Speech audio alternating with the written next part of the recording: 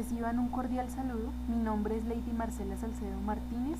Pertenezco al programa de Ingeniería Ambiental de la UNAD CEA de Arbeláez y para este trabajo elegí trabajar en el proyecto hidroeléctrico El Paso y presentaré a continuación la información necesaria que debe contener un estudio de impacto ambiental. El contenido de esta presentación es localización del proyecto, descripción de las distintas etapas del proyecto, inventario ambiental del área de influencia, identificación de los factores ambientales susceptibles de ser impactados, marco legal del proyecto, descripción de los materiales a emplear, descripción de los residuos y desechos y la lista de chequeo. El proyecto hidroeléctrico El Paso se encuentra ubicado en los departamentos de Cundinamarca y Tolima. En el departamento de Cundinamarca, en el municipio de Cabrera, Venecia y Pandi, está ubicado en la margen derecha del río Sumapaz, y en el departamento del Tolima se encuentra sobre la margen izquierda del río. En la presente diapositiva se ve la descripción de las etapas del proyecto hidroeléctrico El Paso. La primera etapa es la de diagnóstico, en donde la empresa EMGESA tiene la obligación de socializar la información completa sobre el proyecto a la comunidad, en donde se identifiquen los impactos ambientales que se pueden producir dentro del territorio.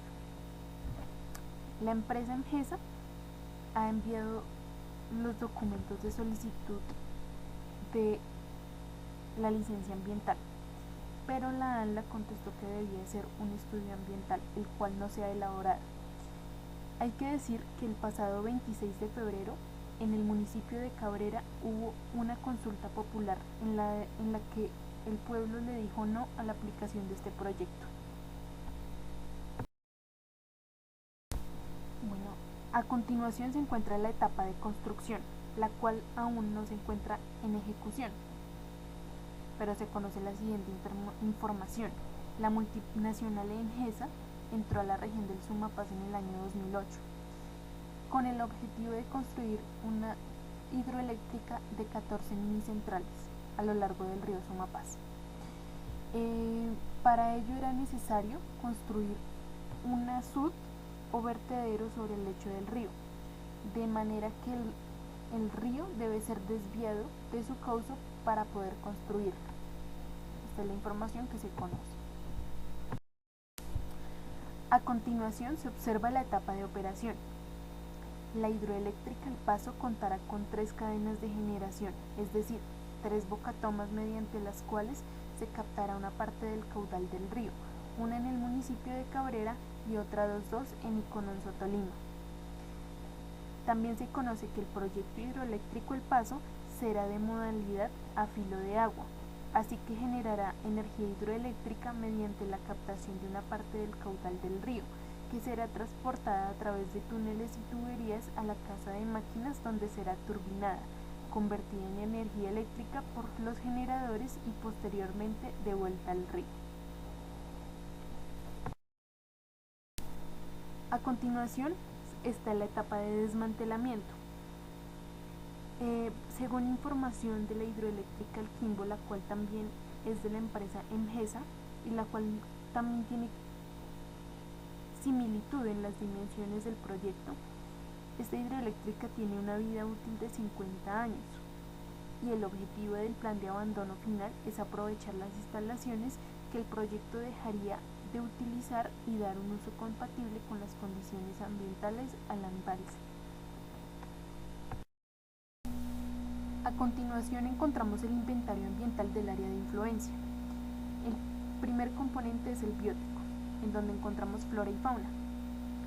En flora encontramos especies como pajonalesco, frailejones, zonas de bosque de páramo, matorrales bajos, puyam, bromelias, turberas, romerales, chuscales, cortaderas, pajonales de pantano, prados, bosques de encenillo, bosques de tagua, valerianas, entre otras muchas. Se dice que el Sumapaz cuenta con 635 especies de 280 géneros y 80 familias. Es uno de los lugares más ricos en géneros y especies de flora en Colombia. Y en fauna podemos encontrar especies como salamandra, camaleón, sapos, lagartijas, pato de páramo, alondra, conejo de páramo, curí, danta, ratón, tigrillo, oso de anteojos, águila real, pato turria, el pato de torrente, venado, purnas, entre otros. Y podemos encontrar especies en peligro de extinción. A continuación, encontramos el inventario ambiental del área de influencia. Ahora veremos el componente abiótico. En el clima podemos encontrar un clima templado, frío y páramo. Tenemos 4 tipos de ecosistemas vitales en la región del Sumapaz, los cuales son sequías prolongadas desde Boquerón hasta Pando, alta proporción de humedad entre Quebrada La Chorrera, Venecia y Cabrera, ecosistema de páramo, ecosistema de selva andina. Tenemos que en el río, a partir del río Sumapaz se originan los ríos de Cabrera, Sumapaz y Guaipé. La localidad del Sumapaz cuenta con 1.128 kilómetros de ríos y quebradas y 106 hectáreas de lagunas. Geomorfología. Tenemos rocas de edad cretácea y terciarias fuertemente plegadas y fracturadas. Las actuales lagunas se formaron los últimos 25 años producto de la última glaciación. Esto según parques nacionales. Condiciones atmosféricas. Se presentan bajos niveles de contaminación debido a la poca población que hay en esta zona y que debido a que tenemos un parque natural que ocupa el 50% del territorio sumapaceño.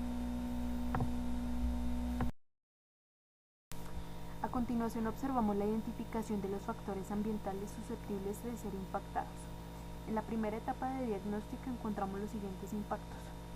En el componente biótico encontramos intervención y elaboración de estudios ambientales en la zona de influencia del proyecto, uso de información desactualizada y no verificada del componente biótico. En biótico, agua, aire, suelo y paisaje encontramos intervención en los ecosistemas para realizar los estudios ambientales, uso de información desactualizada y no verificada sobre el componente biótico. En el componente socioeconómico y cultural encontramos falta de información a la comunidad acerca del proyecto y su inferencia en la dinámica económica y poblacional, atentados y asesinatos a líderes comunitarios, intranquilidad y conflicto y estrés entre la empresa y la población y falta de apoyo gubernamental.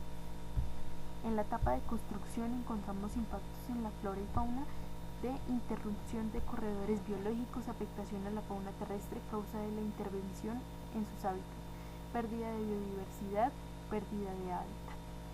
En el componente socioeconómico y cultural encontramos cambios de la vida cotidiana, inconformidad por el proyecto de parte de la población, estrés producido por la obra e introducción de máquinas. En biótico encontramos impactos en el agua, cambio en las características físicas y químicas del agua debido al cambio de cauce, afectación de la calidad del agua por la construcción de diferentes obras. En aire encontramos incremento del nivel de ruido por trabajos del proceso constructivo, generación de partículas. En el suelo, contaminación de las capas de suelo en obras de trabajo debido a derrames de sustancias peligrosas. Cambios en la forma de corteza terrestre producto de las obras, aumento de la oración, pérdida de cobertura vegetal. Y en el paisaje encontramos una alteración de la calidad del paisaje. En la etapa de operación encontramos los siguientes impactos. En biótico, flora, pérdida de biodiversidad de especies de la flora, eliminación de bosque por construcción de obras. Fauna, migración de especies nativas, afectación a especies amenazadas y en peligro, interrupción permanente y movimiento migratorio de organismos acuáticos, pérdida de hábitat. En el socioeconómico y cultural encontramos los siguientes impactos. Cambio de la calidad de vida y nivel económico, cambio en el estatus o tipo de empleo, despojo y privatización de tierras, cambio en las oportunidades ocupacionales. En el componente abiótico encontramos en agua, disminución del caudal, afectación de la calidad de agua subterránea por construcción de túnel de desvío. Suelo, cambio en las propiedades físicas, químicas y microbiológicas del suelo, Aire, incremento en el ruido ambiental por aumento del tránsito vehicular, generación y emisión de partículas y gases, cambio en la calidad del aire.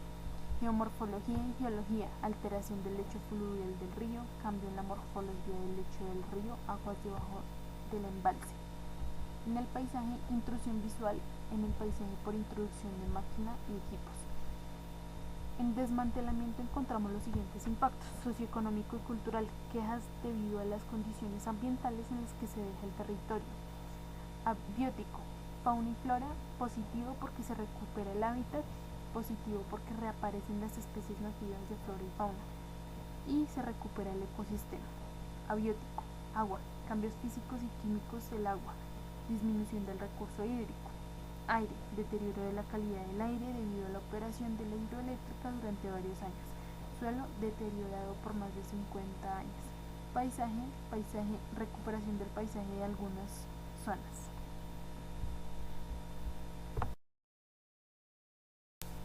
A continuación se observa el marco legal del proyecto, las normas básicas que se deben tener en cuenta en el licenciamiento ambiental, para el recurso hídrico, para el recurso atmosférico, para los residuos sólidos y para comunidades.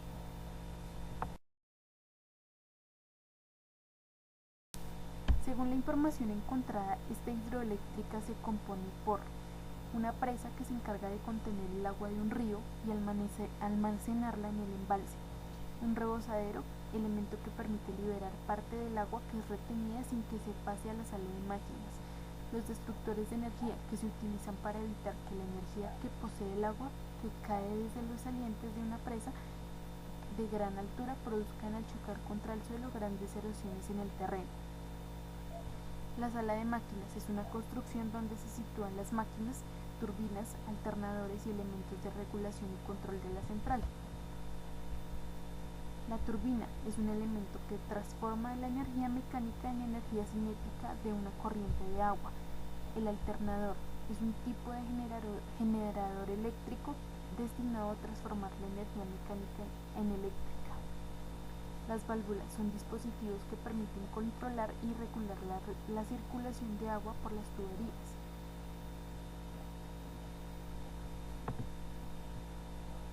Y como se observa en la imagen, es la estructura de cómo quedaría la hidroeléctrica.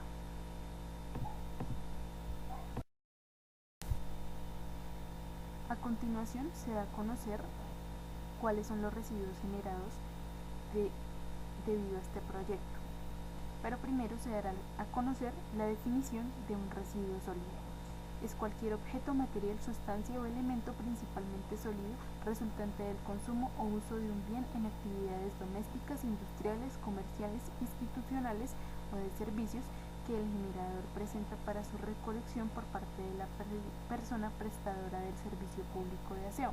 Igualmente se considera como residuo sólido aquel proveniente del barrido y limpieza de áreas y vías públicas, corte de césped, poda de árboles. Los residuos sólidos que no tienen características de peligrosidad se dividen en aprovechables y no aprovechables. Bueno, en este proyecto encontramos diferentes etapas en las cuales se generan algunos residuos. Nómbrale cuáles son los residuos sólidos que se generan. Residuos de construcción y demolición, residuos de cobertura vegetal, roca, cemento, residuos ordinarios, especiales, industriales y peligrosos, empaques, embalajes de materiales y equipos.